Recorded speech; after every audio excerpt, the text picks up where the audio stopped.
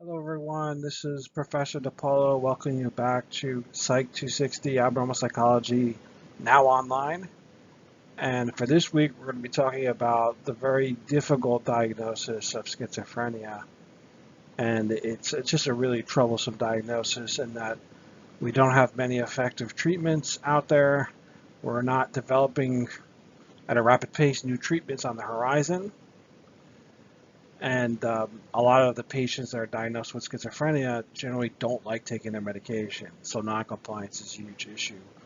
And so we'll be covering the overview of the different types of schizophrenia, the different versions of the symptoms. There's quite a lot of variety in terms of symptoms that people have, and some of the proven treatments, and then towards the end of the lecture, some of the questionable treatments that have been proposed and probably don't work as well as they really claim to. So schizophrenia really starts with the concept or the state of being called psychosis. Now, you can have psychosis without being schizophrenic. You can have psychosis for a variety of reasons. Psychosis is generally a loss of contact with reality. It can be a temporary state. It could be a permanent state. A temporary state is generally not caused by schizophrenia. The more permanent state of psychosis can be attributed to schizophrenia, but it also can be contributed to brain damage, and it also can be contributed to chronic drug use. So psychosis is the ability to perceive and respond to the environment which is significantly disturbed. So functioning is impaired because these people in a state of psychosis generally don't know what's real and what's not real. And symptoms can include hallucinations, which are false sensory perceptions. The vast majority of these hallucinations are auditory, that means verbal, and or delusions, which are false beliefs.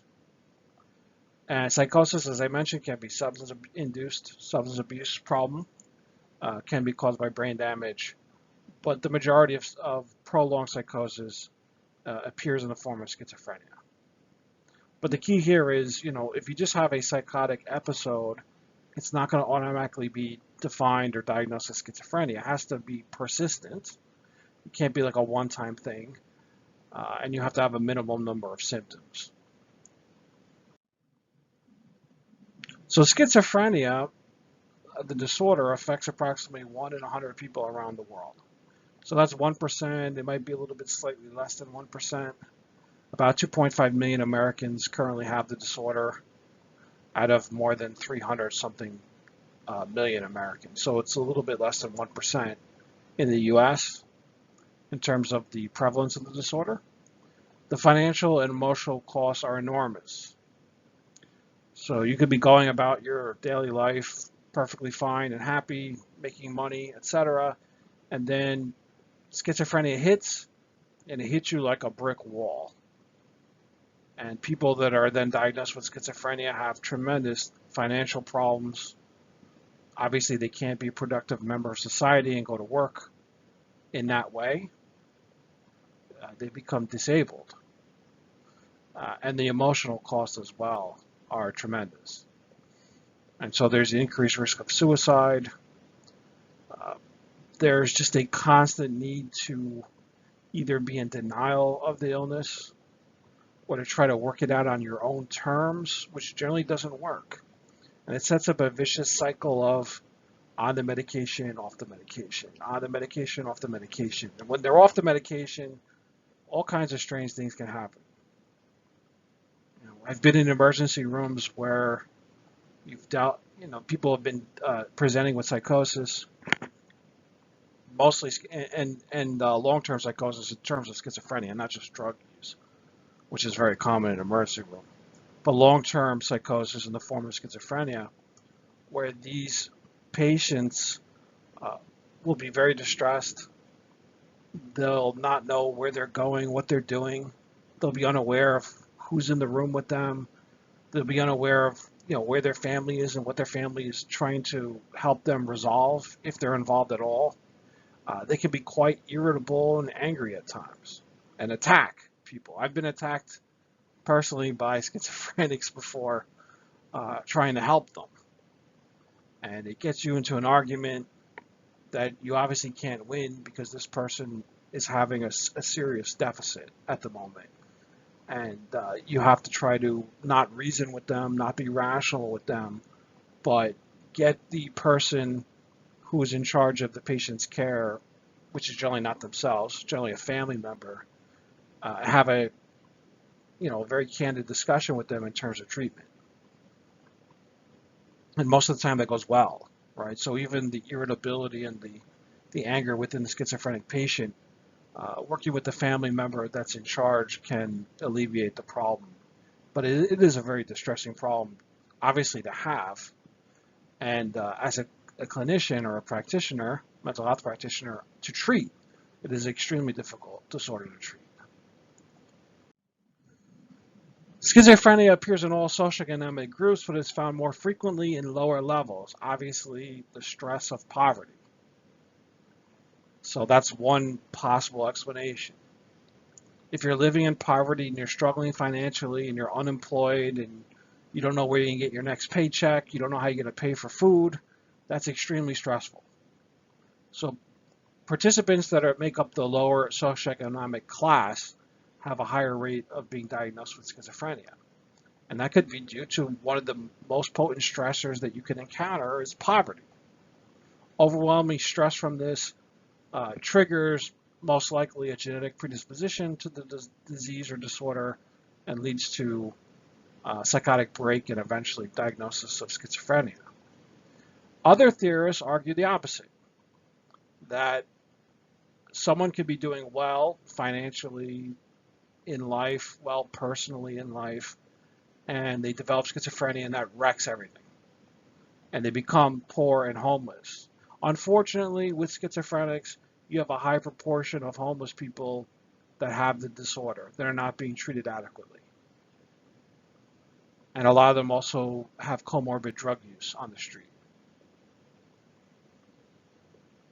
And I'll post the video for Lone Star Swan, which is one of my favorite stories. It's about a man that was doing well in life and then kind of got hit with schizophrenia, fell apart, became homeless, and liked being homeless, wanted to live on the street because he was too paranoid to live anywhere else other than the street.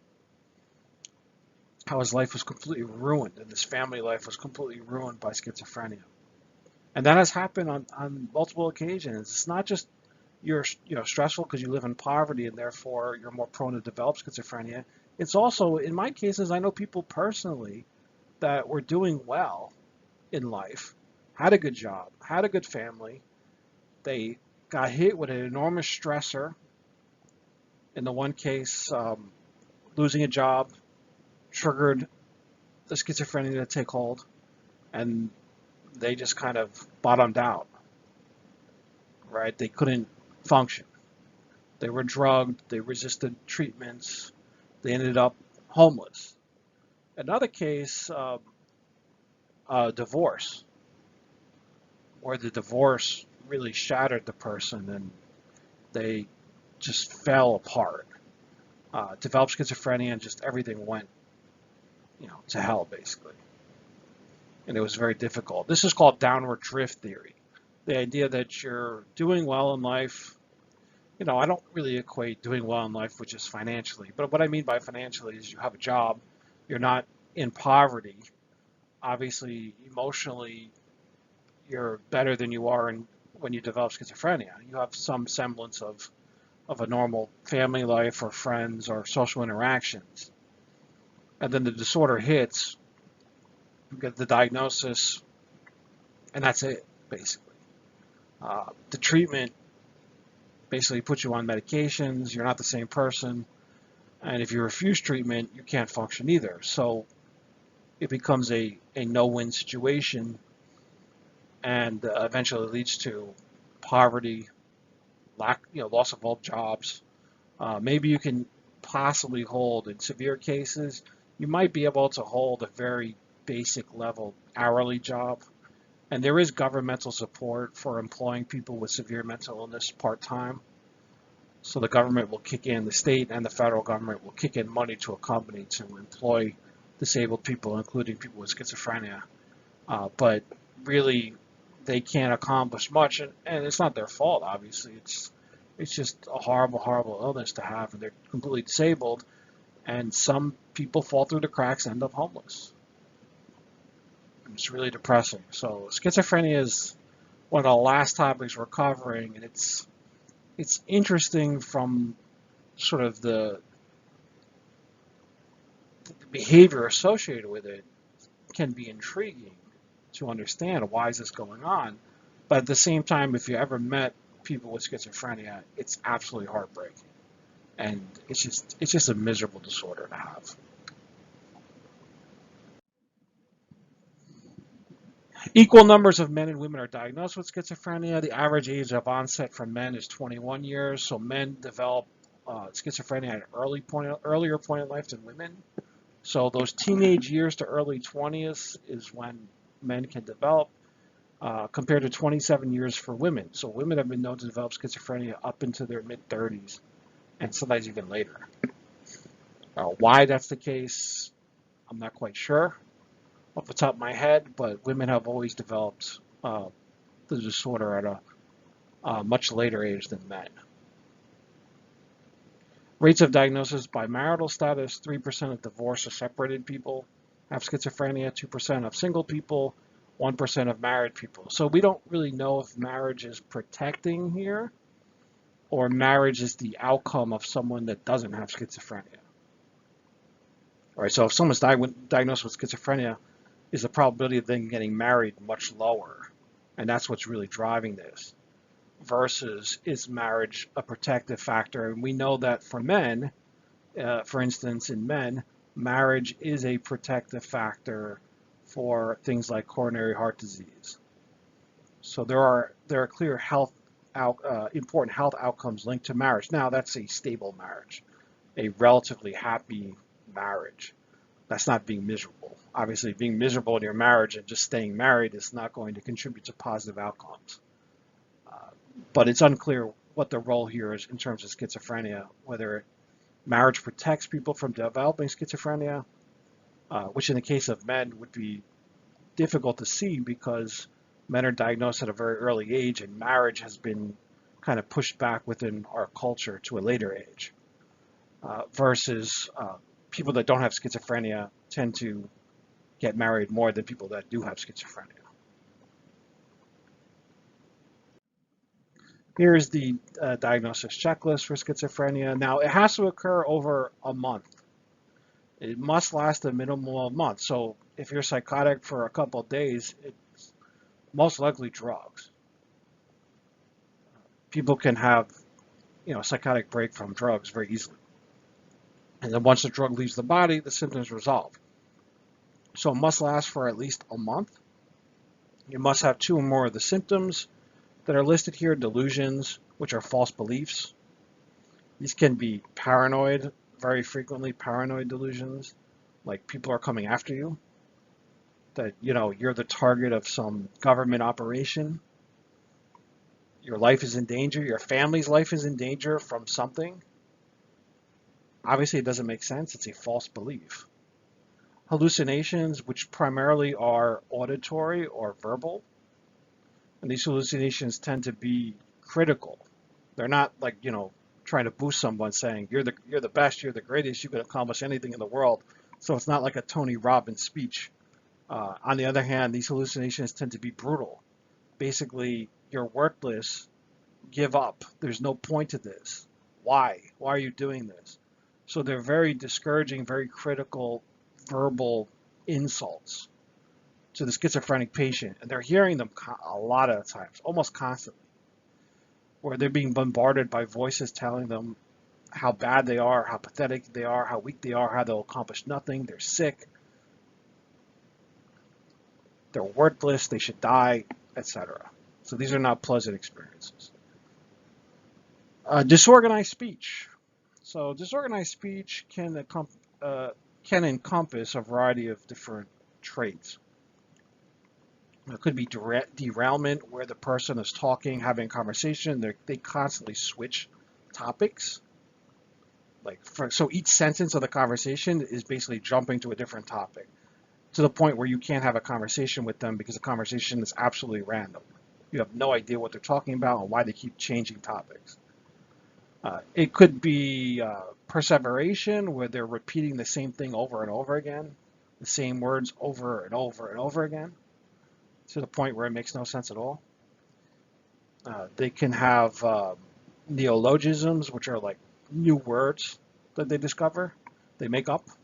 So they're making up words that don't exist in the English language or whatever language they're talking in. So those are neologism. They can have clang, which is rhyming. So their whole speech pattern can be basically one giant rhyme, like you're reading something out of a Dr. Seuss book. The bottom line is the speech is so disorganized that they cannot convey meaning. In severe cases, there's no point having a conversation. It's not going to mean anything. Now, symptom D is catatonia. So that's another variant of schizophrenia that you see, where someone can basically remain in an absolute still state where they don't move at all. So they're sitting, or they're bending over, or they're curling into a ball, or they're standing in a certain position, and they will not move at all. And that can go on for minutes. It can go on for hours. They're like a statue. They look like a mannequin, or sometimes they're curled into a ball in a corner of a room somewhere. They're not moving at all. That's catatonia. And they stay rigid like this for a long period of time. And then you have negative symptoms, which are very similar to depression. There's sort of an overlap with the depression and the negative symptoms of schizophrenia. So you have positive and negative symptoms. I'll get into that shortly. At least one of the individual symptoms criteria 2 must be delusions, hallucinations, or disorganized speech. So you have to have some very severe symptom here. Obviously, you struggle in daily life, so it's affecting your interpersonal relationships, your family life, your job, etc. Much worse than it was before the symptoms, and it has to last at least a month. And then after a month, there has to be some degree of impaired functioning. So you may not have the severity of the symptoms. It might decrease a bit, but you have some kind of interference with functioning that goes on for at least 5 additional months, for a total of 6 months. 1 month of active, intense symptoms, and a minimum of 5 months of residual symptoms. Symptoms are generally grouped into 3 categories. You have positive symptoms. Positive symptoms are not positive at all, right? They're symptoms that are in excess of what is normally seen in a person. So what do I mean by excess? I mean your speech is excessively, adventurous, like in the case of derailment, that, you're adding things, you're making up words that don't exist, right? You're rhyming. These are additions to speech that are normally not seen. That's what I mean by positive. That means there's additions. Delusions are additions, right? These false beliefs are something extra that you have now that you didn't have before. These hallucinations are some sensory experience that is extra to what you had before. That's why they're called positive. There's nothing positive in the conventional meaning of the word positive about these symptoms. They just mean in excess of. The negative symptoms are things that are taken away from the schizophrenic, and that it can include something like flat affect. So the person is just doesn't care about anything. They show complete apathy, or avolition. They show no motivation to do anything in their life, right? So no emotion, no motivation. That sounds similar to depression, and that's true. These negative symptoms are a lack of particular characteristics that you would have if you were normally functioning. So they're kind of deficits. And those deficits do overlap with depression a bit. And so if you had a schizophrenic that showed primarily negative symptoms and nothing else, you would have a hard time distinguishing that person from someone that with severe depression, because the symptoms kind of overlap. Now, the problem is that schizophrenics generally don't have exclusively positive symptoms or negative symptoms. They can have a mix of both. They can have one more prominent than the other, but they can have a mix of both. And they also have psychomotor symptoms, which are problems with movement. That includes extremely slow movement, or in the most severe form, catatonic states, where they're not moving at all. They're just extremely rigid. So not only is the mind not functioning well, so cognitively these people are not able to function well, and part of the problem is because of all those positive and negative symptoms, they just can't think straight. It's not that they become not as intelligent as they used to be. The intelligence is the same. It's just that they're being bombarded with either hallucinations, either delusions that they can't get off of, or the negative symptoms of complete apathy. And you combine that with the psychomotor symptoms of not moving well, or not moving at all, being very slow, it makes for a pretty miserable existence. And we can treat some of these symptoms okay, but some of these symptoms we have a really hard time treating. And the medications used to treat symptoms makes sort of the condition equally bad, right? So the side effects of the medication used to treat the disorder can be just as bad as the disorder itself, and according to some people that don't want to take their medication. So let's go through positive symptoms again. These are bizarre excesses, pathological excesses, delusions, faulty interpretations of reality. That could include delusions of grandeur. So someone thinks that they're Jesus Christ. It's happened before, right? They are Jesus Christ. They're here to save humanity. Okay? Or someone thinks they're being attacked, or someone's following them, and they're not safe. Their family's not safe. They have to protect their family. And in trying to protect their family, they could actually be hurting them / killing them to save them from someone that's coming after them, or something that's coming after them that doesn't really exist. So these are really troublesome interpretations. These are false beliefs that greatly diminish a person's life and put them or their loved ones in danger sometimes. Now, schizophrenics are not necessarily dangerous as a whole group, but you have a subset of schizophrenics that can be dangerous at times. There's also delusions of control, where someone may be watching TV, someone with schizophrenia, and they think that the TV is controlling their thought patterns. Or the government is injecting thoughts into their mind, or controlling them in some way. Obviously, this is not the case. The people on TV are not, controlling you. The government's not controlling you, at least not through your mind, right? They might control you through other actions. But these people with schizophrenia actually truly believe that someone can control their mind at times. And these delusions of reference also refer to external sources like the TV set that can be controlling or referring to them. So they may be watching TV and think that someone on TV is talking about them personally, or referencing them, or giving them instructions to do something, when in fact it's just a TV show or a movie. It's not directed at them, but they think that this is kind of like directed right at them. And those are delusions of reference. Disordered thinking and speech, as I mentioned before, loose associations, which is basically going off track. You can't stay on topic. The neologisms are the made-up words. Perseverations is repeating things over and over again, and clang is rhyming. So here's an example of loose association, sometimes called derailment. I generally refer to it as derailment, because it's kind of like going off the tracks. If you're on a train and all of a sudden the train goes off the tracks and in another direction, that's what's happening with the conversation. That's why we call it derailment. Here's an example. The problem is insects. My brother used to collect insects. He's now a man 5 foot 10 inches. 10 is my favorite number. I also like to dance, draw, and watch TV. As you can see here, we started with insects, then it shifted to your brother because he tangentially collects insects.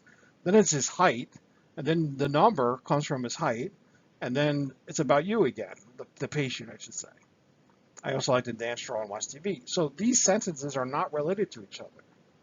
And this is what a conversation can be with someone that's showing derailment is they can't stay on topic. It's constantly changing. And it can be frustrating. I mean, that's why you're not going to sit down and have a really productive talk therapy session with someone with severe schizophrenia. It's just can't have it. It's not possible. Neologisms, made up words. For example, it's an American law. What is that? That doesn't exist. What are you trying to communicate?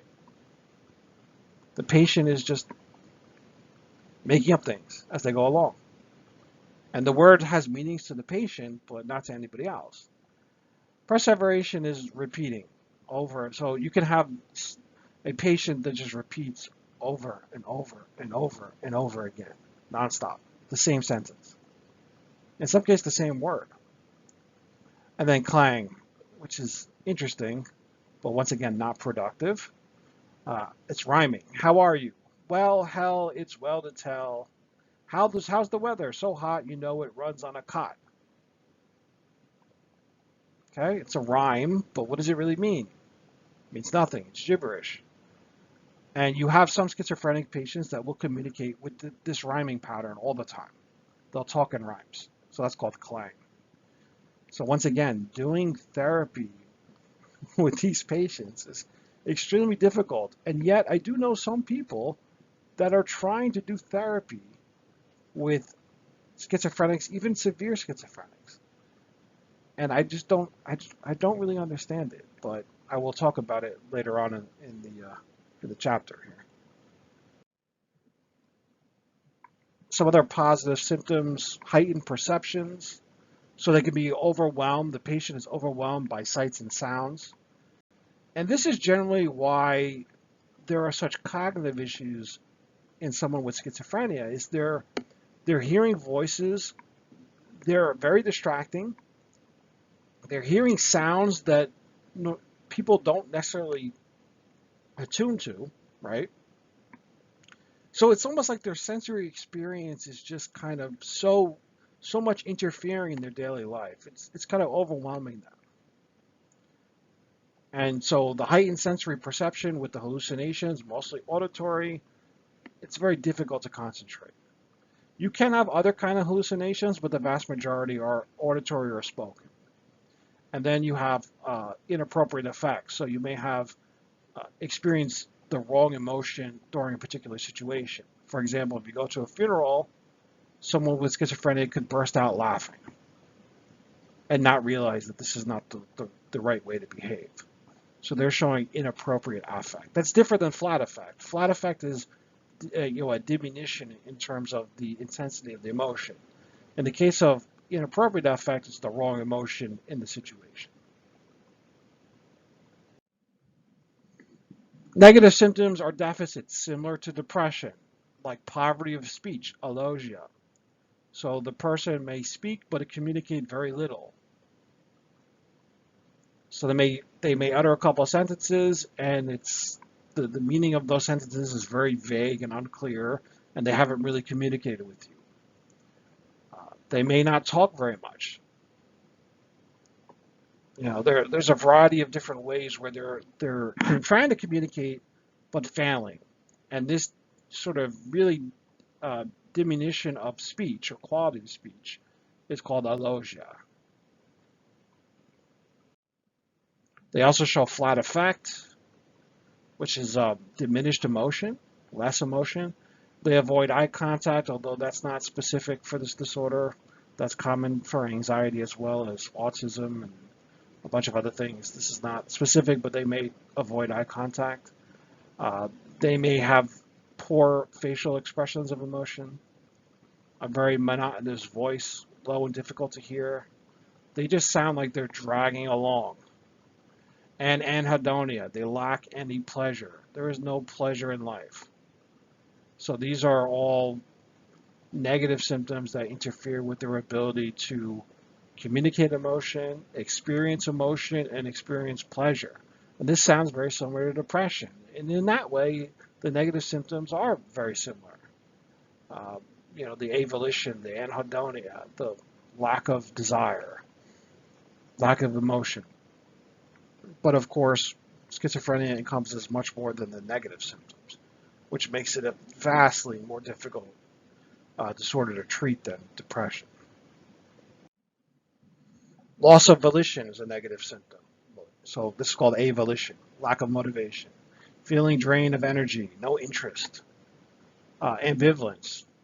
They can't make up their mind. They can't make decisions, social withdrawal, and a breakdown of social skills. So they can't interpret other people's emotional needs, their emotions. They just kind of retreat, and stay home a lot. Don't go out. Don't make friends. They have no need to anyway because nothing gives them pleasure. Nothing gives them satisfaction. And so these are very difficult symptoms to treat. It's actually easier to treat the positive symptoms, the hallucinations, the delusions. That's much easier to treat than the negative symptoms. It sounds kind of weird to say that, but medication will take care of the positive symptoms pretty thoroughly. But the medication designed to eliminate the negative symptoms has not been very effective. So it's not like you can just give them antidepressants and they're better. It doesn't work. So although these symptoms feel like depression or overlap with like depression, right? The treatment for depression does not work the same as it does on people that actually have just depression. Loading up schizophrenics with antidepressants, might make some minimal difference, but it's not going to really treat these negative symptoms. There's new medication out there that tries to treat the negative symptoms, and it's really hit or miss, and mostly miss. That means it's not as good as it was intended. It doesn't do the job as well as it really intends to do. So negative symptoms are very difficult to treat. Positive symptoms, easier to treat. Psychomotor symptoms, a little easier to treat than the negative symptoms, but can be problematic as well. Speaking of psychomotor symptoms, you can have awkward movements, slow movements, odd gestures, and then of course catatonia, which is a stupor, rigidity, uh, posturing. So basically you maintain some kind of rigid posture and you don't move from that position. That's catatonia.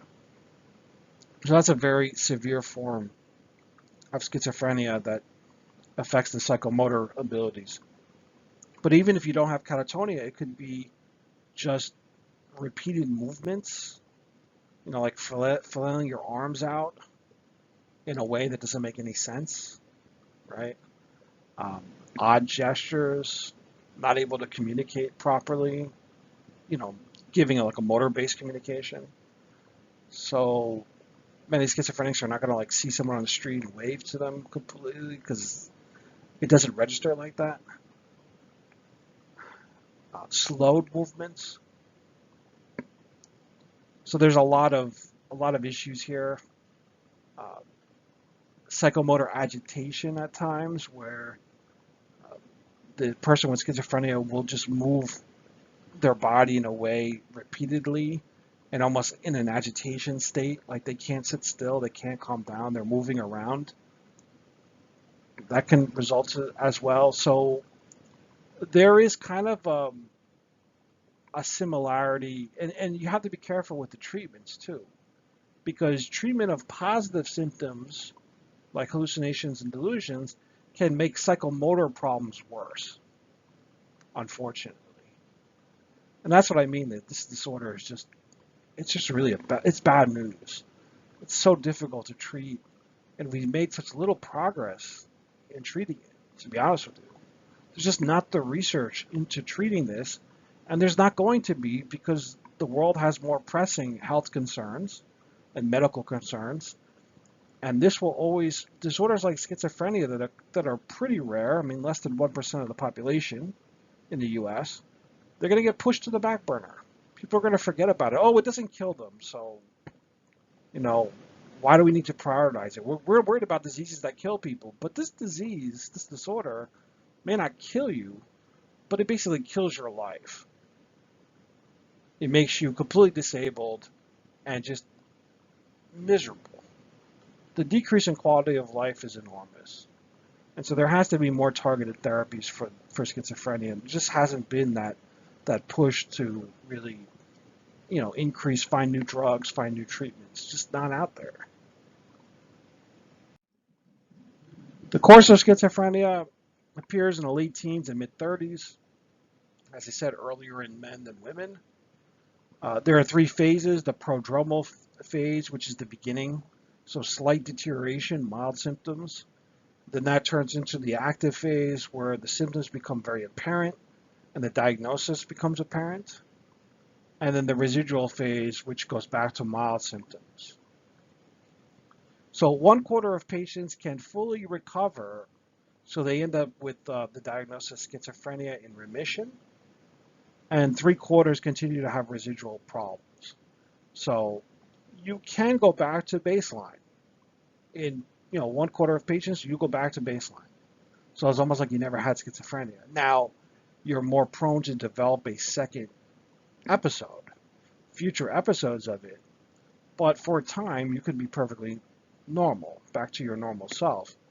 However, 3/4 of all patients tend to have residual symptoms on an ongoing basis, so mild symptoms, and then they can flare up as well. And a lot of times the flare-ups occur when you change your medication. So you're stabilized, you get discharged, and I don't refer to you as you personally, but someone with schizophrenia is stabilized, and they get discharged from the hospital, and they're told to go home, take this medication. And if they have a caregiver, if they're older or they're married or whatnot, and someone's trying to help them, family member, etc., they'll be given medication. And it's up to the family member to really enforce the use of the medication. And what happens is it doesn't work that way. Once the person is stabilized and they go home, they're like, oh, okay, I feel good now. Or I don't like being on these drugs, so my schizophrenia got better, and I feel shitty on these drugs, so let me stop the drugs. And what happens is they stop the drugs, and then now they're going back into severe schizophrenia again. They have to be hospitalized, and they're in the hospital another month, and then the situation repeats itself. So compliance is a major issue, and without compliance, you're going to have a lot of readmits. You're going to have a lot of hospital readmits. You're going to have a lot of relapse of the disorder, and it becomes a vicious cycle. So you have to maintain the patient on medication, which is the major treatment. The therapy is very limited here, but that patient doesn't want to take the medication. So that's another issue you have to contend with. That's a big problem. Early phase of the disorder may last for days or years, usually days or weeks. It's very rare for the prodromal phase to last years, but technically it could. A fuller recovery from the disorder is more likely if you have good functioning premorbid, which means before the disorder, before schizophrenic symptoms took hold. If you didn't have any other problems, you're more likely to recover. If there was a major stressor in your life, and that stressor has been eliminated, you're more likely to recover. If you get the disorder, severe symptoms pretty quickly, you're more likely to recover. If you get the symptoms later in life, like during middle age, which is much rarer, you're more likely to recover. You also don't see schizophrenia that much during childhood, although it can happen. It doesn't happen as much during childhood. It's possible. It can be pretty severe if it happens early in life, but you don't see it too much. The incidence of it developing is low. You see it mostly during young adulthood, but if you get it later, it's less of a problem. If you get it earlier, like childhood, it can be more of a problem throughout the life. And if you receive early treatment, you're less likely to relapse as well. And that includes important discharge planning. So once you're out of the hospital, you also need a good discharge plan to prevent the relapse of schizophrenia. Diagnosing it, we generally have two types of schizophrenia, type 1 and type 2. Type 1 is predominantly positive symptoms, and these are easier people to treat. We believe that this is mostly biochemical abnormalities in the brain that lead to type 1, which is predominantly positive symptoms, hallucinations, delusions, derailment, etc. They seem like very severe symptoms, but they're more easily treated because the brain chemistry can be rebalanced by drugs. What's not as easily treated is type 2, which is predominantly negative symptoms, and this could be more due to structural abnormalities in the brain rather than just biochemical abnormalities. And of course, when you have structural abnormalities in the brain, you can't really treat that. I mean, I guess you could do surgery, but not in the case of schizophrenia. In other countries, they have tried in severe cases to do ECT, electroconvulsive therapy, which is the last resort for depression. They have used that experimentally in countries outside the US. Inside the US, they do not recommend ECT for schizophrenia. It's more of an investigation. But outside the US, people have used it and they've reported mixed results. Some good cases, some bad cases, but once again, I don't know how many randomized control trials you had out of the country. And if you don't have randomized control trial, you don't know whether improvement is due to chance or improvement is due to the treatment. And you've probably seen randomized control trials being brought up in the news cycle lately. And it is very, very important. And that's one of the reasons I talk a lot about experimental methods at the beginning of the course is without experimental methods, without proper methodology, you don't have anything. You don't have any treatments. So, getting FDA approval has always been very difficult in this country. The FDA is a real big pain with regard to setting up new treatments, experimental treatments. There's so many regulations. They are now relaxing a lot of regulations, but we don't know how things are going to be in the future. So once the current crisis ends in this country, maybe the FDA goes back to very strict regulations and things get harder to pass through. But currently, they've loosened the screws a bit and more experimental ideas are being tested. How do theorists explain schizophrenia? Well, mostly biologically. So the biological explanation is the one that's favored by pretty much everyone with regard to treating schizophrenia and even developing schizophrenia. It's mostly a biological disorder. Now, that doesn't mean that you can't have any other factors that play a role. But what we've studied so far is mostly biological causes, etiology, and treatments.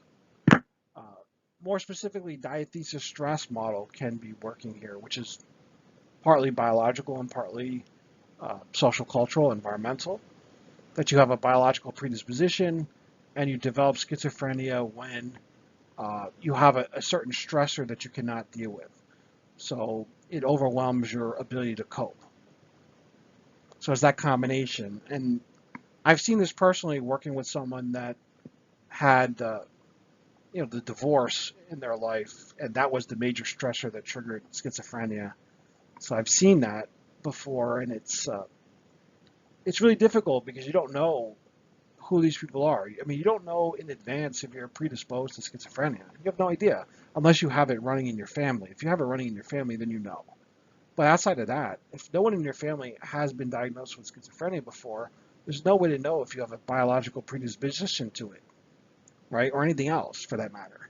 It's not like you're tested at birth and you're said, they tell you these are the disorders that you may develop later in life. No one does that. So that's kind of a genetic counseling. We're kind of way off from that. We're not close to that. So, the best advice would be to avoid all kinds of major stressors if possible. But some things are just impossible to avoid, and it just becomes a very difficult situation. So, diathesis stress model is something that I believe in very strongly, and I think it does play a role in schizophrenia. Looking at the biology of schizophrenia, we know that there is genetic predispositions, right? There are genes. We don't know exactly what genes those are, which combination of them are, but we're studying the genetic basis. And we know that there is a huge role for biology. So inheritance, the genes that you inherit from your parents, right? Do you have certain genes that could code for schizophrenia in the future? and obviously the brain activity, which is reflected based on those genes, right? So genes can lead to biochemical abnormalities, but so can environment. Environment can also lead to biochemical abnormalities in the brain. So you have to look at all different roles. I don't mean to shortchange environment, right? So nature versus nurture. I tend to be more of a nature person. I'm a very strong nature person, which is kind of strange for being a psychologist, but I also was trained as a neuroscientist. So I have a strong background in biochem, molecular bio, a little bit in genetics, orgo, all that stuff, organic chem. And so I see the the role that the brain plays. Now, the brain doesn't play the role in a vacuum, of course. The environment plays a huge role. The way you cope with stress plays a huge role. I firmly believe in that. But in the case of schizophrenia, there's so much stacked in terms of the biology of the disorder. There's so much known about it. Maybe we can find out some things environmentally that can play a role triggering it. Of course, I think stress, poor coping mechanisms contribute to the development of schizophrenia in some patients. I just think that genetically and biologically, the cards can be stacked against you. And I don't know if there's much to really offset that. It plays such a huge role, the genes and the brain, in terms of whether you develop it or not. So, although the effect of drugs have been hit or miss, a lot of times miss. So maybe there is room for improvement in looking at the environmental aspect of these disorders as well. I'm very open-minded with that, but most of the research currently is geared towards biological and genetic factors. So as I said before, if you have a genetic predisposition, which is the diathesis, and you're exposed to some kind of environmental stressor, especially if it's an extreme stressor, it can trigger the development of schizophrenia. And this is supported by relatives, studies of relatives of people with schizophrenia, twins, adoptees. So there's a huge genetic component. It's not everything, but it's, hereditability is pretty high for this disorder. There's a big genetic component to schizophrenia. Can you offset that? Yes. There's probably a way to prevent those genes from being expressed and for coding for the biochemical abnormality that leads to schizophrenia. There's probably a way to prevent that. Reducing your exposure to stress is always important. Developing coping mechanism for stress is important. Eating healthy and exercising is important, right? All of these things are important. Can they overcome the biological predisposition? Possibly. We don't know yet. But I do think, maybe it's being overly optimistic. There is a way to offset the genes that are stacked against you. Because those genes may not be expressed. When are those genes expressed? That's the key. Right? When are they making proteins? When are they causing the, flood of dopamine in the brain? So is there a way to offset that? That's the key.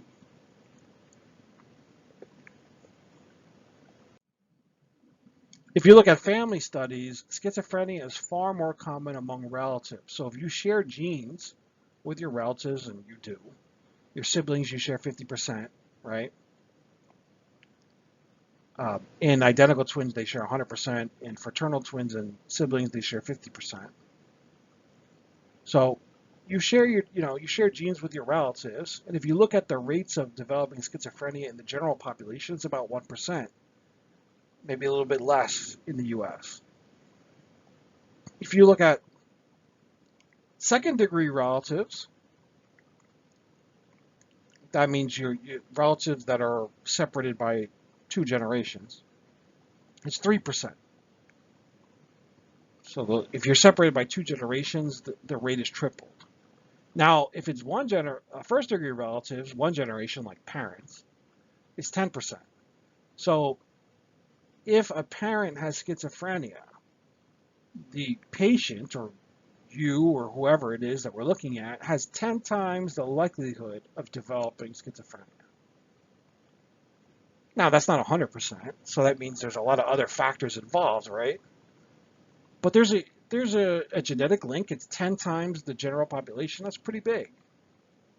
Now, we've also looked at identical twins versus fraternal twins, rather than just looking at parents and grandparents. And if you look at identical twins, now this is 100% DNA in common, shared in identical twins. The concordance rate, which is the rate of them both having schizophrenia, identical twins, is 48%. That's huge. That's 48 times that of the general population. That's almost a coin flip. So if one identical twin has schizophrenia, there's almost a 50% chance that the other identical twin will have it.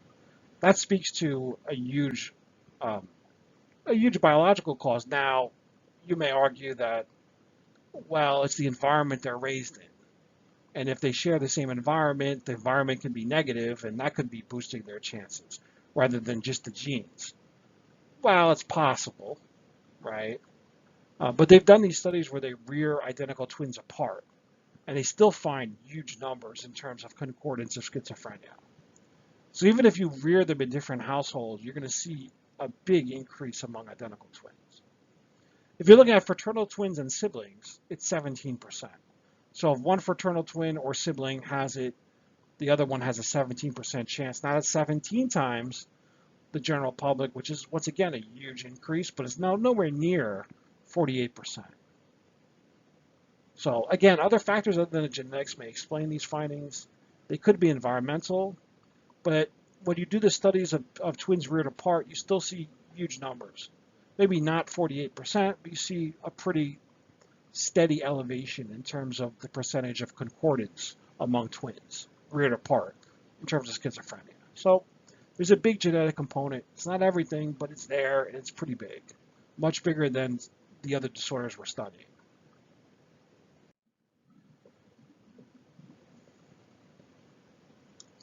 So as I was mentioning before, biological relatives with schizophrenia have higher rates of schizophrenia than adoptive relatives.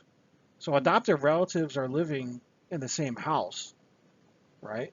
You adopt a child to your family, that child's living with you, and now we're comparing rates of schizophrenia between someone diagnosed with schizophrenia and their adoptive relative, their adoptive brother or sister. And what they found is even twins, identical twins reared apart, they have much higher rates of schizophrenia together, concordance, agreement, than adoptive children compared, living in the same household with the biological child. So that's telling you that biology is playing a bigger role than environment with regard to schizophrenia. And that doesn't mean, and I'm very careful to, bring the caveat here because I don't want you to see me as, sort of a biological determinist because I'm not. I do believe that there is a strong biological component to basically everything, but I recognize that there are environmental factors. And you saw this with the downward drift, or you saw this with the poverty, right? Poverty is a stressor. It does play a role.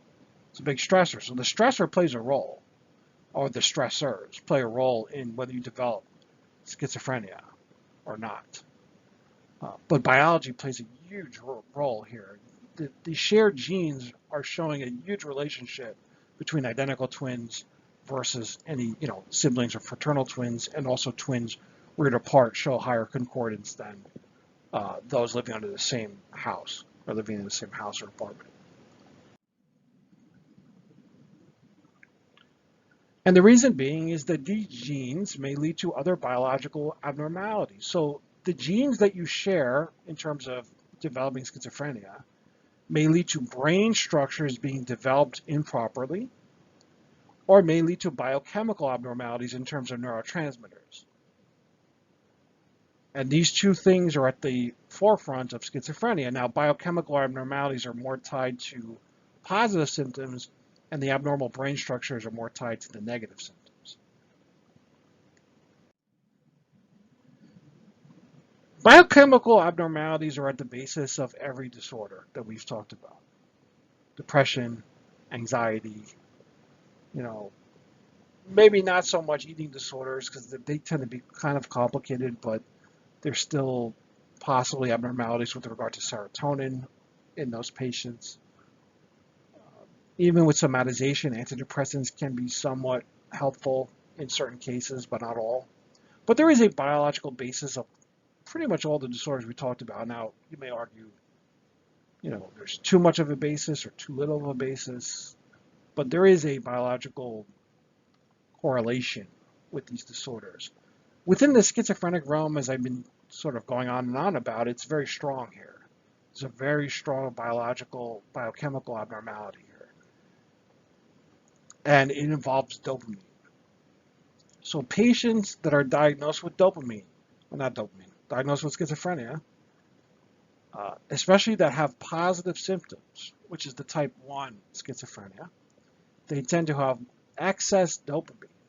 So those dopaminergic neurons are firing way too much. Now, dopamine is associated with the reward center of the brain, right? The dopamine reward center of the old brain, the more primitive brain. So if you do something pleasurable, dopamine dopamine neurons fire, releases dopamine, and that makes you feel good. And you see this with drug addiction. You see this probably with overeating too, a lot of times. You especially see it with drug addiction. Well, in schizophrenia, you're seeing it also. There's too much dopamine. So it's not that, dopamine fires and makes you feel good. It's very reinforcing, which it is. It is very reinforcing. But in the schizophrenic, it's out of control. There's just way too much dopamine. And the reason why we determine this is they've used antipsychotic medicines that block dopamine in the brain. And by blocking dopamine in the brain, you reduce positive symptoms of schizophrenia. So you reduce those delusions, hallucinations, specifically. So these antipsychotic drugs that were developed, starting around the 60s, maybe even in the late 50s, they used these drugs as a treatment for allergies. Now, obviously, there's much more effective treatment for allergies than antipsychotics, but originally they were used for treatment of allergies, and they found out that the side effects of these drugs are they induce Parkinson-like disease. So they don't cause Parkinson's disease, but they cause a Parkinson-like syndrome that you might be familiar with, and it's called tardive dyskinesia. And now they're starting to make commercials all the time showing drugs to treat tardive dyskinesia, which is kind of interesting. I haven't seen those drugs until recently. But tardive dyskinesia is a side effect of taking antipsychotics, right? And those antipsychotics are prescribed for treating schizophrenia. And the reason is those antipsychotics block dopamine, but sometimes they block too much dopamine. And remember that dopamine is involved in movement. So if you block too much dopamine, you end up with a pseudo-Parkinson-like state. And that pseudo-Parkinson's-like state is called tardive dyskinesia. It's a major side effect of the old antipsychotics, the first generation ones, the Haldol and the Thorazines, the ones they still use in the hospital today for extremely irritable people that are having severe drug-related reactions, and then, I guess, severe schizophrenic symptoms. They sedate you. They're very, very sedating, the antipsychotics. They slow everything down. They slow your mind down, but they slow your body down as well. So it's difficult talking. It's difficult moving. It's difficult thinking. And you wonder why patients with schizophrenia do not want to take their medication. Well, that's it. Would you want to have a brain fog where you can't think? Would you rather be sluggish? You don't want to move. You don't want to, you want to lay in bed all day and not do anything. And you can't think clearly, and you just feel, everything is slowing down so much. It's a pretty miserable state to be in. And that's the main treatment, or antipsychotics. So the link between Parkinson's and the antipsychotics helped the scientific community determine that the antipsychotics are blocking dopamine, and that dopamine must be causing these positive symptoms of schizophrenia. Excess dopamine leads to schizophrenia. Too little dopamine leads to Parkinson-like state. I mean, Parkinson's disease is too little dopamine, obviously. But even if you don't have Parkinson's, if you take antipsychotics and it blocks too much dopamine, you will then have a Parkinson's-like state called tardive dyskinesia.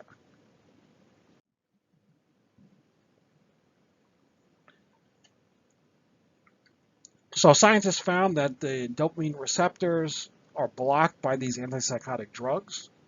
So these antipsychotic drugs are called dopamine antagonists because they block the effect of dopamine. So they block dopamine from binding to receptor sites, and therefore they are dopamine antagonists. Antagonist is a drug that blocks the effect of a particular neurotransmitter, and agonist is a drug that enhances the effect of a neurotransmitter. So in this case, we're blocking dopamine, so it's a dopamine antagonist. Now, what we're looking at more specifically in terms of these positive symptoms of schizophrenia is the dopamine subtype 2 receptor. So we believe that dopamine subtype 2, and there's lots of different subtypes for all these neurotransmitters. There's not just one serotonin neurotransmitter, there's not just one dopamine or one GABA. There's all different subtypes that fit in different positions, right? That bind differently. And in this case, it's subtype 2, it's D2. These dopamine neurotransmitters are binding too often in schizophrenia. So if you block them from binding, you reduce the positive symptoms of schizophrenia. And antipsychotic drugs block D2, dopamine subtype 2, neurotransmitters from binding to receptor sites. So that's very important. Serotonin, I didn't go through all the different receptor sites, but there's, I believe, 5 different receptor types, and they all work a little bit differently. So the brain is a lot more complicated than we can even imagine. I mean, that's what we know right now. It's probably even more complicated than that. But drugs will bind to certain receptors sometimes. You can make the drug very selective. And if you make the drug more selective, where it only binds, either assists or blocks one particular subtype of the neurotransmitter, then you reduce side effects. So the goal is to make things as specific as possible because you reduce overall side effects, and you also reduce, in some cases, you reduce addiction. And you see that with like the newer sleeping pills, they'll bind to a certain subtype of GABA receptor rather than the benzodiazepines, or even the barbiturates, which will bind to like basically all the GABA receptors. And so you'd rather just target a subtype rather than all of them, non-selectively. So dopamine, these D2 receptor types, dopamine neurotransmitters, the D2 ones, they're overactive in schizophrenia. And they've done autopsies on people with schizophrenia, they found unusually large number of these dopamine D2 receptor subtypes in people with schizophrenia. And so therefore you have to try to block them. But only block them enough. Not block them too much where you end up with tardive dyskinesia. Now there are newer drugs that also target dopamine, the newer second generation antipsychotics. They're called atypical antipsychotics. So the traditional antipsychotics block mostly D2. Those are your Haldol and your Thorazine. Those are your big guns. The ones that they give for like really serious problems in hospitals. They still use them. The newer ones that are mostly given as outpatient treatment for schizophrenia are called the atypical antipsychotics. They're the second generation ones. And they block D2, but they also block D1. So they focus a little bit more on D1 than the first generation antipsychotics. And there's some belief that the D1 and the related serotonin receptors may play a role in the negative symptoms of schizophrenia. So if you block D1, you might inhibit the negative symptoms. Right. So you can think of the atypical antipsychotics, the second generation ones, as, more sort of equally distributed amongst D2 and D1. And as a result, you don't have the same level of tardive dyskinesia that you have with the traditional antipsychotics. You have less levels of tardive dyskinesia. So that's a benefit. However, you do have some concerns with regard to white blood cells with the atypical antipsychotics. You have to be very careful and monitor patients' white blood cells to make sure there's no basically white blood cell death that's occurring because of these drugs. So they're not, 100% without side effects, and you just want to run out and say, why use, the old antipsychotics, use the new ones, and they're safe and easy. They do cause problems to some people, but they're less likely to cause tardive dyskinesia, which was the big fear, because tardive dyskinesia tends to be a chronic condition. And now with the new medication for tardive dyskinesia, maybe maybe things will be better. But then again, if you treat tardive dyskinesia, or if you treat Parkinson's, you have to be careful with increasing dopamine too much, because then you lead to psychosis. So it's a balance, right? Too many antipsychotics leads to a pseudo-Parkinsonism, tardive dyskinesia, and then too much of the treatment for that, the dopamine agonist, to increase dopamine, can lead to psychosis. So you have to you have to be in the middle there, and that's the key. And the atypical antipsychotics also bind to serotonin receptors a little bit. That's what I mean by negative symptoms being similar to depression. Traditional antidepressants, SSRIs and SNRIs, are not going to really help the negative symptoms, but these atypical antipsychotics can. So it's a mixed bag, and overall that you can try to improve negative symptoms with these atypical antipsychotics. You're not guaranteed, but they are better than the traditional ones for negative symptoms. Obviously, there are side effects that you have to be worried about still, but one of them is not tardive dyskinesia. You can be, less worried about tardive dyskinesia. And some of these atypical antipsychotics include clozapine, risperidone, sort of a popular one. One that people take for like sleep. You have Seroquel. That's generally given for sleep. That's an atypical antipsychotic. It can be used off-label for sleep, but it's used also for schizophrenia, but in higher dosage. So these drugs are generally well tolerated, but like I said, the white blood cell issue is still there. You got to make sure that the white blood cells are staying at the normal ranges. You need blood work every month, at least at the beginning.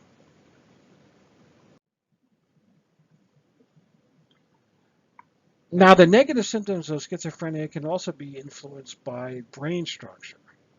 So researchers have found enlarged ventricles or empty spaces in the brain cavities in patients with schizophrenia.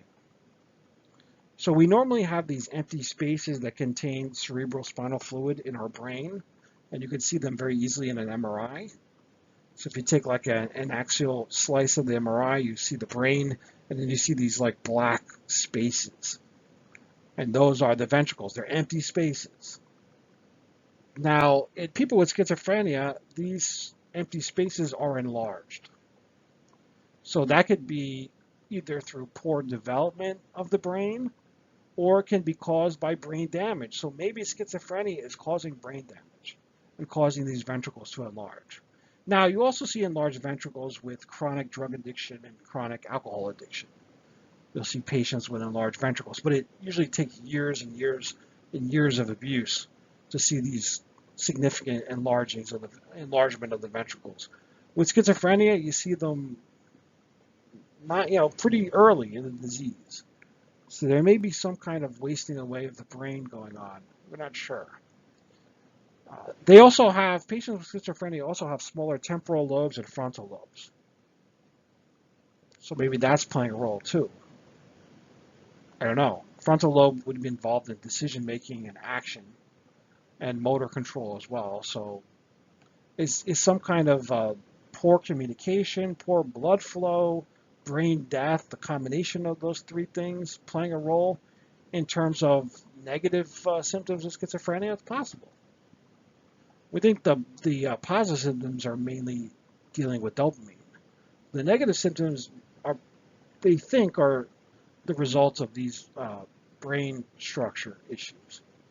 And of course, there's no way to fix this. I mean, it's not like if you have enlarged ventricles, you can fix that. You can't go in and regenerate brain because brain doesn't regenerate like other cells. There is some evidence that neurons can regenerate in certain situations. Now, there's been research on neurogenesis and showing that brain can regenerate in a very limited amount under optimal conditions. No, that doesn't mean like you're going to regenerate a broken spinal cord and fix it and then not be paralyzed anymore. It's not that kind of regeneration. We're talking about cells, not millions and millions of neurons regenerating. We're talking about small amount of cells. Maybe in the future we can do it, but we're not even close to that right now. So that brain damage or that shrinking of the brain, the lobes, or or enlargement of the ventricles is probably irreversible right now and in the near future. So if that's the cause, there's not going to be any real adequate treatment for that. There is evidence that people that develop schizophrenia are exposed to a virus early in life, in utero usually. So when a mother is pregnant and develops a virus like the flu before she gives birth, that child has a higher rate of developing schizophrenia later in life. And it's possibly due to brain damage there. I mean, maybe that virus in utero can do damage prenatally to the child's brain.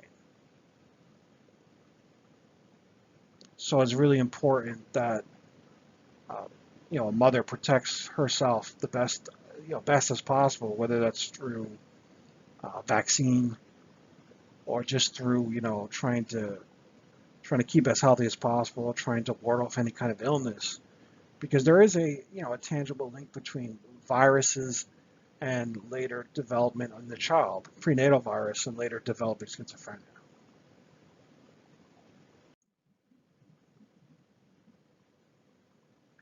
And you see evidence from the large number of people with schizophrenia who were born in winter months that there's possibly this viral link, right? So, virus, early in the year, and then the birth 9 months later at the end of the year. And you see a lot of a higher rate of schizophrenics born in winter months. And there's nothing really environmentally that would play a role, like in terms of the temperature or whatever, conditions outside. It's mainly about the mother and her sort of difficulties with any kind of illness. And they've done studies showing that mothers of children with schizophrenia were more often exposed to influenza virus during pregnancy than mothers of children without schizophrenia. So that's a pretty strong indicator that the virus is doing something. Now to go away from the biology, which is, once again, I must emphasize the prominent etiology and treatment for schizophrenia. I'm going to talk a little bit about different views, more psychological views of schizophrenia. There's not much support for a lot of this stuff, but it's out there. And you have psychologists that claim they can treat schizophrenia with talk therapy. I actually know someone personally that said this to me, and I just shook my head in disbelief. And there's no point in arguing, because if they're really adamant about it, then maybe they can. I don't advise it as a treatment option, but there's a possibility that psychological talk therapy can help somewhat. What that somewhat is, we don't know. I mean, is it very effective? Is it as effective as medication? Probably not. But could it be adjunctive? Maybe. So we're going to consider a few different explanations as adjunctive therapy. From a psychodynamic perspective, Freud believed that schizophrenia developed from two processes: regression to a pre-ego state, which is infancy, and efforts to recognize ego, to reestablish, ego control. So Freud proposed that the schizophrenic patient's world has been extremely harsh to them, and people develop schizophrenia and they regress back to the earliest points of their development. The earliest points of development is infancy, in which case they have primary narcissism, which basically means the world's all about them. They're very selfish. Like babies don't care about other people, they care about themselves.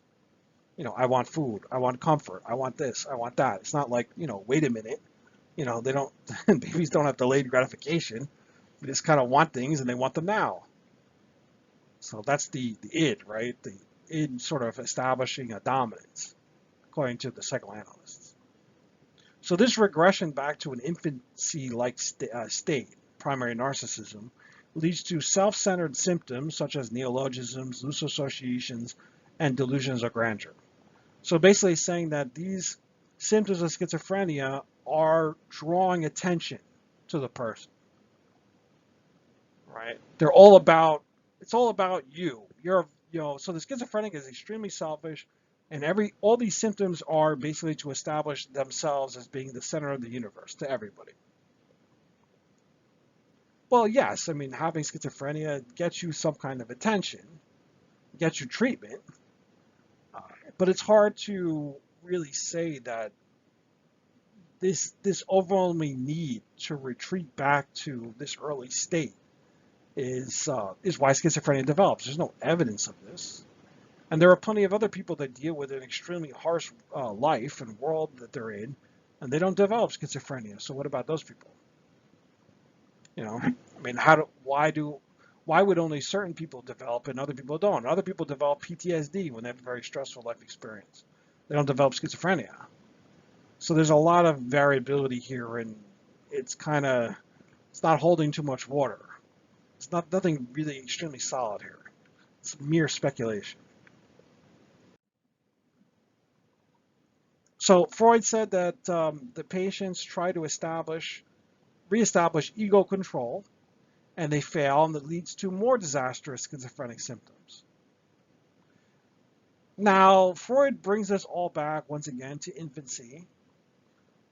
We have to go back to infancy, and this is where the problem started. And he says it starts with the mother. And he called this the schizophrenogenic mother, which means schizophrenia causing mother. So when you were young, when you were an infant, your mother was cold, domineering, and uninterested in your needs as a child. And this is what triggers this need to go back to this pre-infant state, this very early state in life, and where the ego is trying to sort of get whatever it wants, right? This primary narcissism. It's all because when you were a child, you had harsh parents, especially your mother. She was impossible to deal with, and she's the root of your schizophrenia.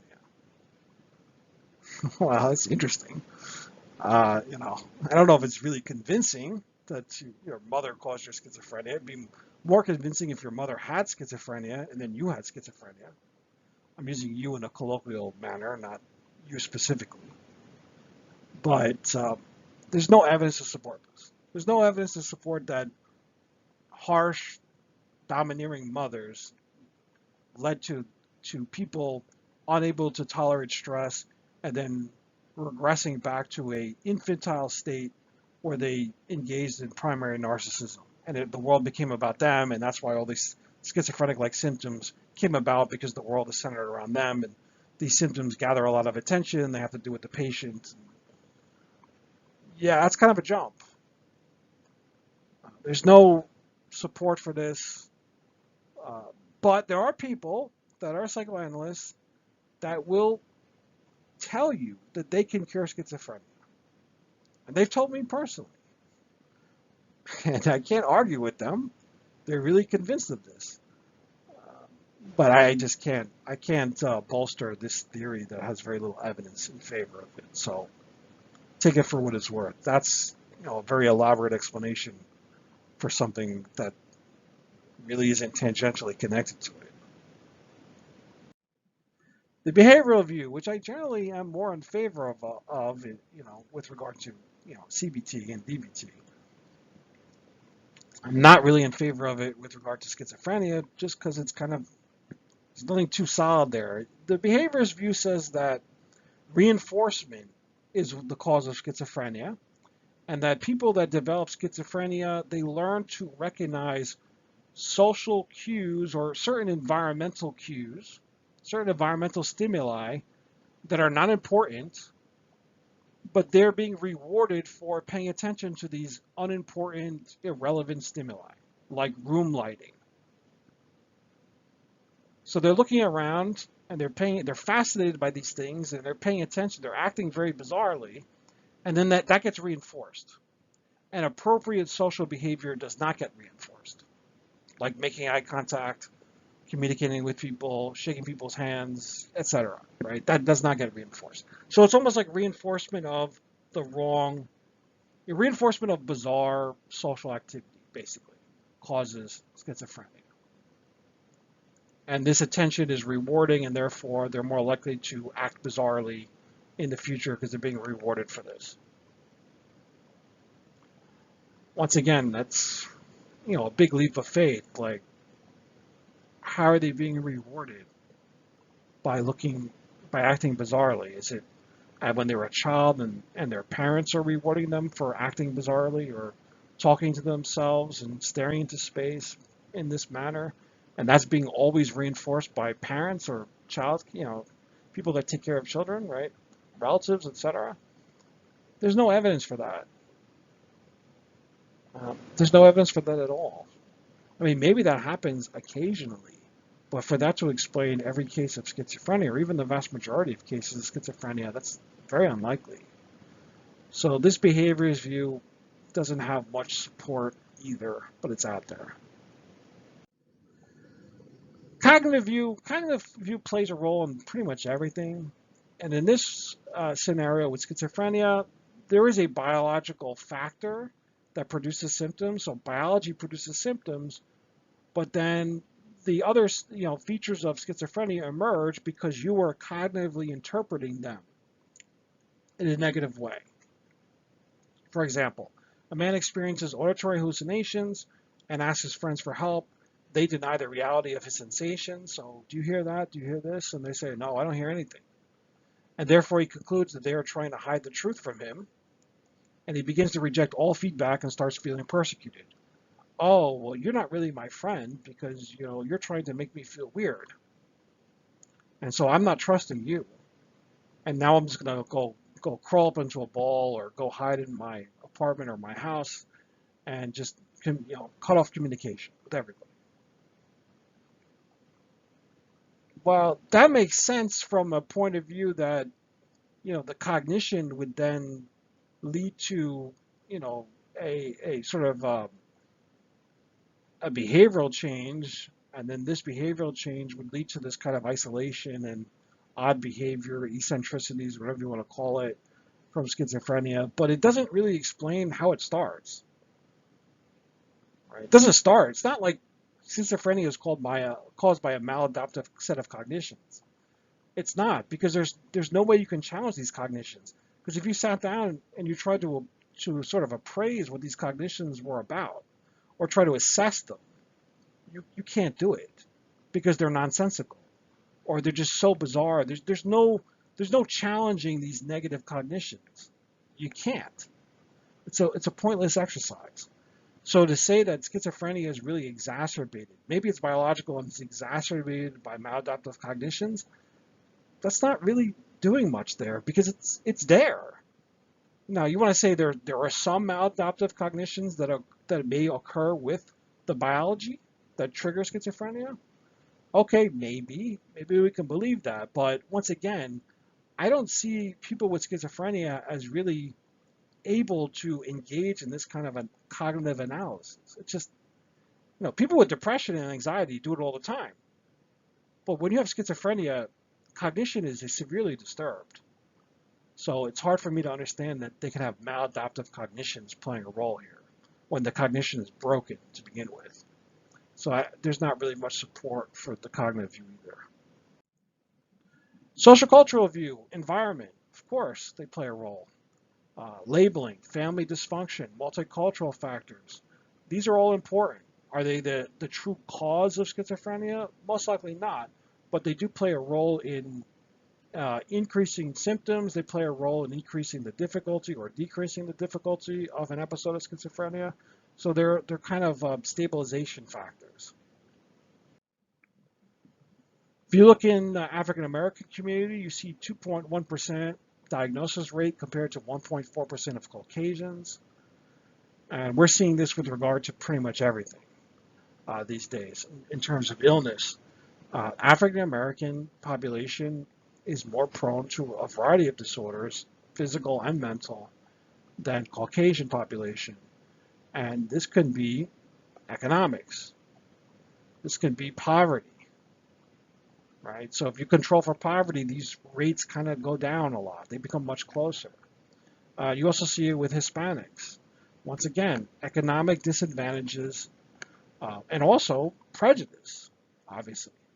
That's a huge stressor. I mean, besides just poverty, prejudice plays a big role in triggering, because it's a stressor that many of us, you know, don't really understand to the full. I mean, there's no way that I could understand personally the impact of racism on behavior because I haven't experienced it.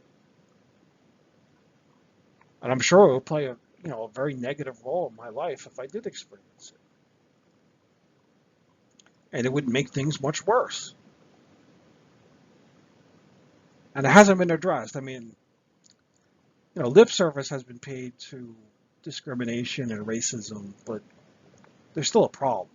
It's a big problem. And not just in the US, but across the world. There's still lots of racism, discrimination. Couple that with, living in poverty among some of these populations. And, people have been looking for answers with regard to coronavirus and why coronavirus is affecting the African American and Hispanic populations. Well, I think a lot of it is poverty. People having to go to work.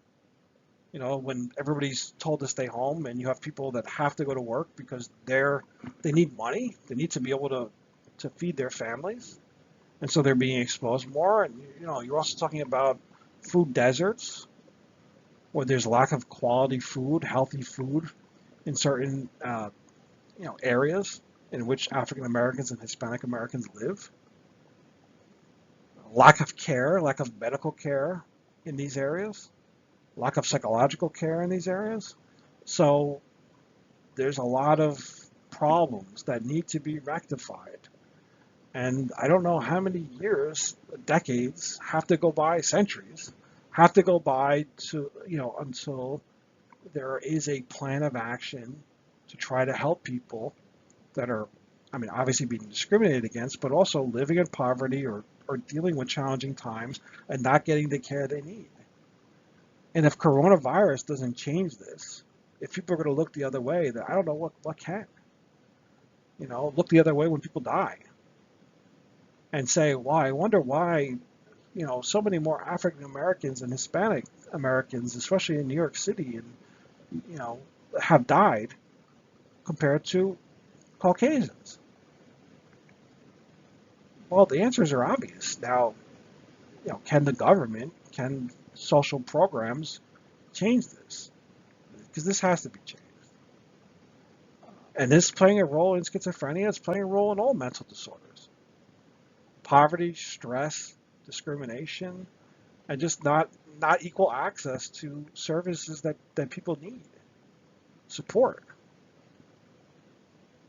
And yeah, it's a money issue, but there's some points where money can't be an issue, right? And I don't want to get into like a political war with people, but the idea of people having no health care or people being bankrupted because they get sick, I mean, if there's anything that this epidemic has shown is that our healthcare system is completely broken, both from a mental health and a physical health perspective. It's broken. You cannot have people, some people with access to everything and other people with no access. It's not going to work, and it definitely is not working now.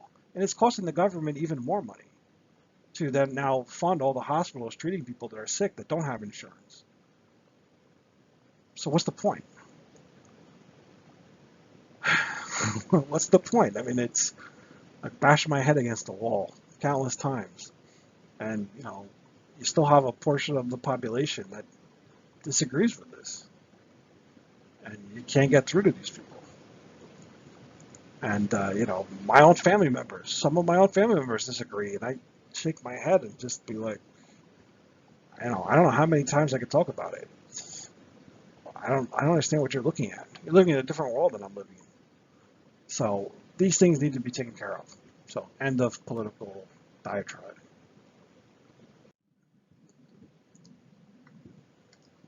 Also, rates differ among countries. So, there may be more favorable environments in certain countries other than more developed countries. So, for example, some theorists argue that psychosocial environments of developing countries tend to be more supportive than developed countries like the US, leading to more favorable outcomes for people with schizophrenia. Well, you think about it. I mean, the US is an individualistic culture, Western society. It's a me, it's an I culture. I have this, I am this, I do this, I want this. That's all you hear. If you listen to Americans talk, it's about I. It's about materialism a lot of times. Now, I'm an American, but I can criticize myself. I mean, I listen to friends and colleagues and relatives talk about, I need this, I need that, I want this, I want that. I just did this, I just got this. I make this amount of money. And you're just like, okay. So enough about yourself. How about everybody else? I mean, the world is more important than just what you have or what you're aspiring to, materialistically, right? And that's a sort of identity of Americans. That's capitalism. Once again, going into the political, economic realm, but it's kind of, I need to make this point. If you look at developing countries, and if you actually look at Asian cultures that are collectivistic cultures, they tend to do better, because they're more worried about the family. So if you have someone with schizophrenia in this kind of culture where the family is very important, the well-being of the family, more than the individual, they're going to do a better job taking care of these patients, the very sick patients with schizophrenia that are family members. Whereas in the US, you see a lot of these patients, they're not getting the support from the families for whatever reason. It could be they alienated the family. It could be that there were problems with the family trying to help the patient. But instead, you see a lot of schizophrenics on the street. They're not being cared for by anybody, let alone their own families. You don't see that as much in developing countries. You see a much more robust support system with regards to the family. And it could be the result of individualism versus collectivism. It could be the result of, very materialistic, money-driven, it's too expensive, right? Or I don't have the patience for this. It's going to interfere with my family. It's going to interfere with my career, so I can't be taking care of someone full time. Now, I'm not saying you see that with everybody, because there's plenty of people that will take care of family members that are very sick like this. But unfortunately, you see a lot of families in this country that don't do that. And that these patients fall through the cracks. They end up on the street, and they live their lives on the street, homeless. Mentally ill, homeless, and sometimes drug addicted. The MICA population, the mentally ill chemical abusers on the street. And okay, put them in a shelter for a couple of days, now what? They go back on the street. So there has to be a better plan of action to deal with people that are really suffering and they don't have the, so maybe there's a financial way to do it. Maybe there's a program set up. I mean, There needs to be more support for families to care for people with schizophrenia. This has to be. In this country, it's limited, and that's why this is a really problematic diagnosis. And the quality of life for people with schizophrenia is very low. And then you have the problem of labeling. So once you're labeled as being schizophrenic, it sets up that self-fulfilling prophecy. So now you're labeled with it, you're going to look for symptoms and you're going to bring those symptoms about. That's why the label is very dangerous. And so, if you just say like, you're schizophrenic, right away, people they know exactly, they're afraid. They're fearful. That's a problem. The fear. The label creates fear. The label creates a belief in the actual patient with schizophrenia that they're never going to get better, that they're sick, and that their life is basically over. And that's going to exacerbate their symptoms. And it becomes a self-fulfilling prophecy because once those symptoms are exacerbated, they're going to say that confirms exactly what I've been told, that I'm severely ill with schizophrenia, and it's a lifelong illness, and I'm never going to get better. And we saw that in the beginning of the class with the Rosenhan study, where these people faked the symptoms and they couldn't get out of the hospital. It took them months to get out of the hospital. And then they were diagnosed with schizophrenia in remission. They couldn't get rid of the label. And so the impact of labeling is very important, both professionally in terms of the label applied within a therapeutic setting or a medical setting, and then socially, what the label means to everybody else in the world. And so my belief is obviously don't label, but the problem is that the insurance companies require labeling for basically everything. To get reimbursed, you've got to have a disorder. We have to have a name for it. You have to be given it. So we need to find a way to maybe avoid patients from getting hold of these labels, because these labels can then create these self-fulfilling prophecies that make life much harder. And finally, family dysfunction. Schizophrenia is linked to family stress. So in the family, these families show more conflict, they have trouble communicating, and they tend to be critical of other people in the family, and of course over-involved, similar to what you saw with the eating disorders, right? Or the lack of boundaries, which is called an enmeshment. But you see a lot of conflict in family. Now, the conflict could be because it's a very stressful situation having a family member this sick with schizophrenia. It requires a great deal of care. It requires a great deal of sacrifice. Some people are not willing to make it. Family therapists have looked at, family theorists that is, have looked at expressed emotion, where family members openly express criticism and hostility of each other and intrude each other's privacy. So if you're trying to recover from schizophrenia, you need a supportive environment, and families that are higher in this expressed emotion, which is negative emotion, criticism, tend to more likely relapse if they live with this family high in expressed emotion, high in criticism. So discharge planning is important. Getting a reliable, empathic family member or members to help take care of this patient is important. But unfortunately, like anything else, it's a very stressful situation. Nerves get frayed. People get angry. They lash out. They lash out at each other. Not saying they lash out at the patient with schizophrenia, but they lash out at each other. And this is not a healing environment for the patient. And then the patient's more prone to relapse. So obviously, the family dynamic plays a big role in terms of keeping the person on the road to recovery. And that means being involved too. It doesn't mean you just ignore the person and let them do it. You have to be involved when you're caring for someone with schizophrenia, but you also have to be able to balance out your emotions, keep level-headed, and sort of support the person as much as possible. So that concludes my in-depth look of schizophrenia. I hope you enjoyed it. It's a very difficult, very dire condition. We need more treatments, but unfortunately, those treatments aren't coming anytime soon. But in the meantime, there are some medications that can help to a degree. But non-compliance is an issue because these medications they have very severe side effects, including tardive dyskinesia, which is a most dreadful condition to have. So hopefully you enjoyed. Stay safe, and I'll see you next time for for more fun. Bye-bye.